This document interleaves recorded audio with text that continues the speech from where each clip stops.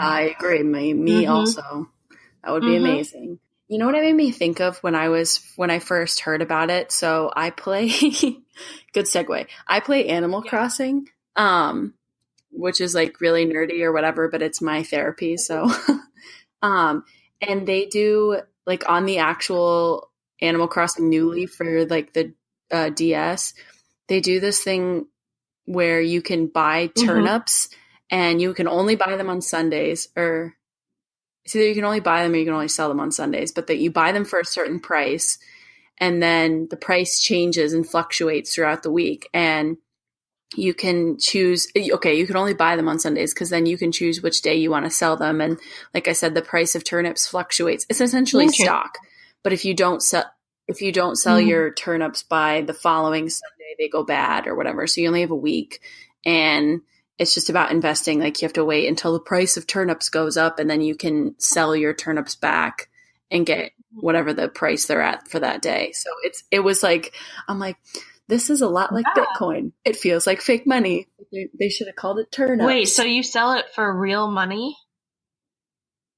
No, for the money that they're called bells. It's like the currency in the game. Yeah, no, not real money. I've heard of Animal Crossing, but I've never played it. Oh, you should get the app they just came out with.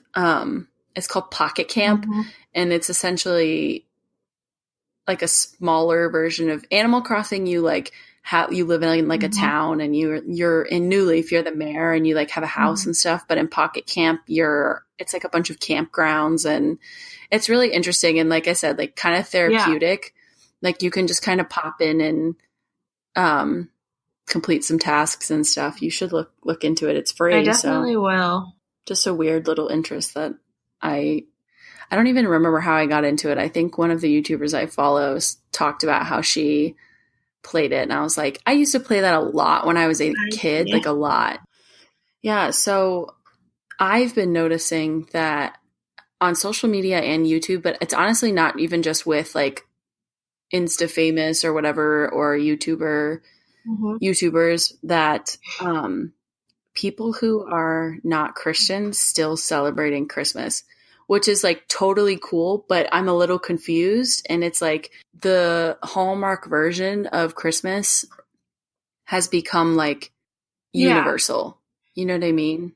And so like I have some Jewish friends that put up a Christmas tree every year, which is good. Like if that's what they want, that's great. Like, but Christmas cheer has become universal. Yeah, definitely. And it's wild. I mean, I think for a long time, maybe for like the entire history of the United States, probably people that don't necessarily believe in the birth of Jesus and that Jesus is the Son of God have been celebrating Christmas like as a like national holiday, just with like the Christmas tree and presents and Santa. Because obviously like a Christmas tree and Santa and reindeer and elves have nothing to do with Christianity, the religion. Yeah, but Santa does, because he's technically Saint Nick, which is based in Christianity. Saint Nick? Oh.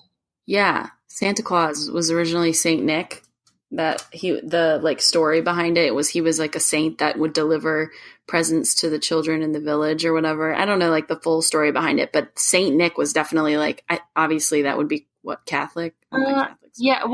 Saints are typically Catholic. Let's see. I was watching a YouTube video the other day, and they were saying that Santa Claus came from a Dutch figure called Sinterklaas. I think I know what you're talking about. See, that's so weird. I feel like there's like 100 different origins behind it, because I've 100% heard the saint. I mean, it's in songs, Saint Nick, and I've heard that story before. So maybe there's like multiple legends that have added up to the culmination of what Santa Claus is today. Well, I mean, no matter who Saint Nick is and where he came from, I don't think he had an important role in the birth of Jesus, because when you hear that story in church and you read that passage in the Bible, there's no mention of him. So it's just interesting. Wasn't Jesus was born in July, wasn't he? Wasn't born on December 25th, that's for sure. Christmas was originally put then because of the winter solstice or whatever. I think the Christmas that we celebrate today is a combination of many different traditions and... Right. Well, the Christmas that most people celebrate, because I guarantee there are people out there who like just celebrate the religious side of it, which would be bizarre. Like, what if you don't have Santa Claus up in your apartment, but you're still celebrating Christmas? Yeah, it's really interesting. And I was watching a YouTube video last night that was talking about Santa Claus and whether it's right to lie to your kids about Santa Claus and tell your kids that Santa is real, and the Tooth Fairy and the Easter Bunny. Or that babies come from storks or whatever. And I just thought it was interesting to hear. Well, I was reading the comments and a lot of people were saying they did not plan on telling your future children that Santa was real because it's essentially lying and teaching your kids that it's okay to lie to manipulate them into good behavior, which is basically what it is. Well, I don't want to take away the like mystery that is Santa Claus because that's like such a big thing for some kids. But at the same point, like I understand where they're coming from, and you can still inspire that good behavior by being like, so this was the original story and mommy and daddy are taking on the role of Santa Claus and we won't give you any presents if you're not good. You know what I mean? It's not really any different. But that way you're not lying to them. So it's kind of different. I don't know. I'm conflicted because I loved believing in Santa when I was little and it made Christmas so magical for me. And I would get so excited every Christmas morning when I saw that Santa brought me presents, and it just made everything so much more exciting. And so it's like, I want my kids to have that opportunity to experience that. But I also understand when people say, well, you shouldn't ever lie to your kids because there's no way you can go through raising a child and not lie to it at least once. There's no way. You're not going to be straight up honest with your kids about every single thing. No. And if you are, you know what? You're insane. Kids just don't understand things, and they can't. And it's not, you shouldn't expose your kids to some things at a young age. So, although I probably will be the closest to that a parent could probably get if I ever have a child, because I don't know how to talk to kids. So I speak to them the same way I speak to adults, which is not correct. And everyone always giggles when I say that. And I'm like, it's true. I don't know how to talk to them. Like, I try to get down to their level and like, but at the same time, I don't want to baby talk them if they're a certain age. I don't know. I don't do well with children. Funny. I don't think I'm a natural with kids either, really. Or I'm okay with them. But if I had a choice of how to spend my day, and I choose between young children or people my age, I would definitely choose people my age. I'm trying to think. I think if I had to pick like a kid to like be around for a day, it would either be a child that can't talk or it would be like a 13-year-old, which sounds really counterintuitive because like 13-year-olds are considered to be bratty or whatever. They go through that phase, but I feel like that's the age where you can like be real with them and it be acceptable, but you still kind of hold like authority over them. I know. And I don't know. It depends. It totally depends on the kid and what they're like. Yeah. I don't know. We just got super off topic, but fine. Essentially I'm not super Christian, but I'll shove a Christmas tree up my ass any day. I love Christmas too. And back to the video I was watching, I was reading the comments and people were saying basically you're a devil worshiper if you have a Christmas tree, because in the Bible it talks about how decorating a Christmas tree with silver and gold is a tribute to a demon. And it's just like, okay, I think that's a little extreme. I mean, no one is decorating their Christmas tree and singing satanic hymns and saying Hail Satan and painting pentagons on their walls in blood. Like, that's not the intent.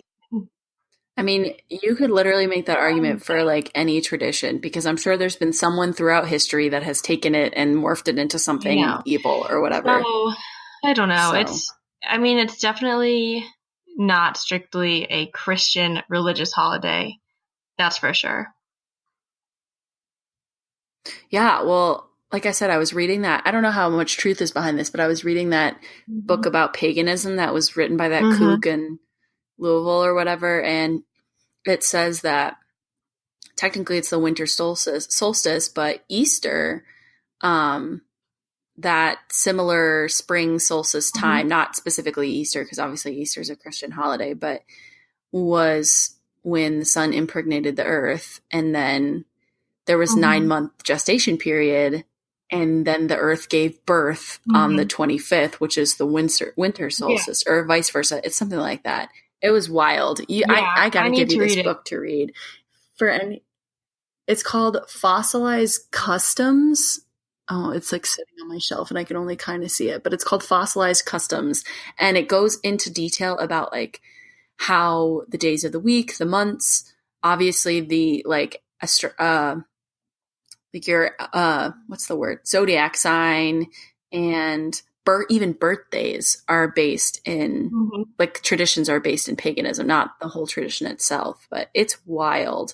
And the connections that they make sense. And he cites a lot of his sources. So I want to say it's just like the way he literally looks like I can picture this guy sitting in a dark, dank room by himself, almost furiously typing all this stuff up. He seems a little nuts, but the book is great. Yeah, so I mean, he might be nuts, but I think a lot of that is probably true. I mean, when you think about Easter and the Christian holiday is celebrating the resurrection of Jesus, but bunnies and eggs have absolutely nothing to do with it. So it's like, where in the world? Fertility. Yeah, where did we get? Yeah, so where did we get that? Probably from some old pagan religion where they celebrated the sun impregnating the earth. And really, like the definition of a pagan religion is just a religion that's not mainstream.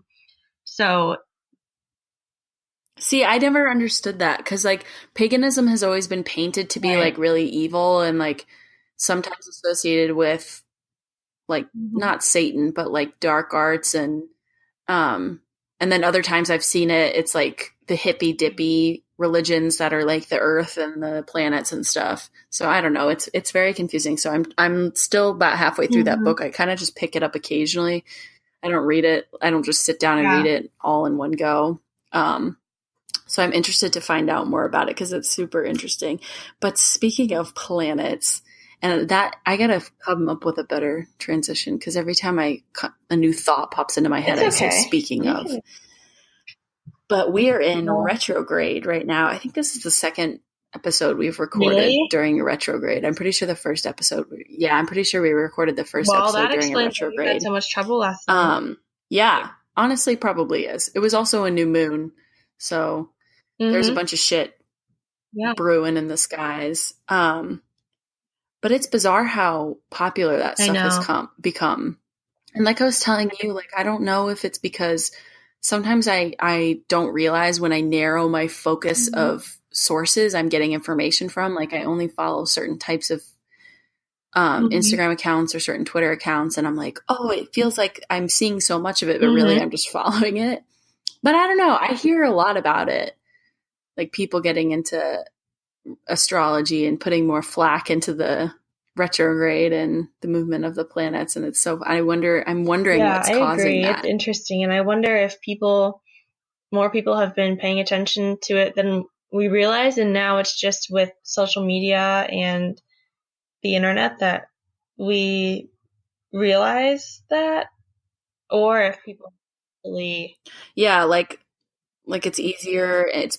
it's easier to make that stuff mainstream. Like you can make, because it's kind of like hippie, and like people have in the past, like I would say past 5 or 6 years have been getting more into like being in nature with all of the climate change that stuff is going on. It's cool to be active, or not active, but like involved. Yeah, I think that's what it is.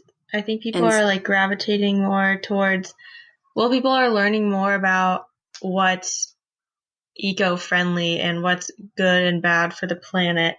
And it's great. And fantastic. They're more environmentally conscious, and more people are recycling and like making all of these efforts. More people are going vegan, which is better for the planet. And so I think with that comes people are just becoming more mindful of like all of the aspects of nature. So